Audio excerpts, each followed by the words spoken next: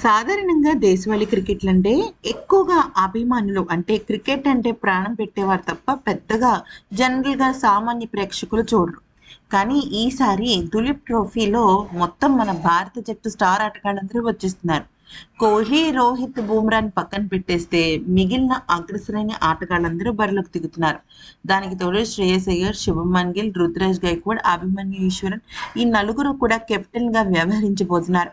ఒక్కొక్క జట్టులో ఒక్కొక్క ఆటగాళ్ళు అంటే ఉన్న అన్ని ఆటగాళ్ళని కూడా 4 జట్లుగా విభజించేశారు. గతంలో 6 జట్లు ఉండగా ఇప్పుడు 4 జట్లే చేసి మొత్తం దులీప్ ట్రోఫీని ఒక ఊహించని విధంగా ఆసక్తికరంగా మార్చాలని చెప్పేసి బీసీసీఐ ట్రై చేస్తుంది.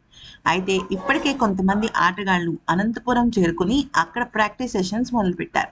దీనిలో భాగంగా యువ ఆటగాళ్ళు శుభమాన్ గిల్‌తో పాటుగా రుతురాజ్, రింకు సింగ్, కేఎల్ రాహుల్ వీళ్ళందరూ కూడా అనంతపూర్‌లో కొద్దిపాటి ప్రాక్టీస్ సెషన్స్ అయితే మొదలుపెట్టేశారు. అయితే ఈ ప్రాక్టీస్ సెషన్స్‌లో భాగంగా రుతురాజ్, శ్రేయస్ అయ్యర్‌తో పాటుగా శుభమన్ గిల్, యశస్వి, కేఎల్ రాహుల్ అదరగొట్టే సిక్స్‌ల వర్షం మోగించేస్తున్నారు.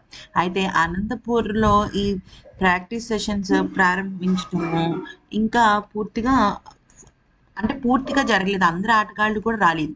పైగా ఇంకొక ముఖ్యమైన విషయం ఏంటంటే, ఇది కేవలం అనంతపూర్‌లో ఒక రోజు, 2 రోజులు మాత్రమే జరిగిందని, అంతకు మునుపు మళ్ళీ ముంబైలో కొన్ని రోజులు, వేరే ప్రదేశాల్లో కొన్ని రోజులు జరుగుతాయని కూడా వార్త కూడా ప్రచారంలోకొచ్చింది.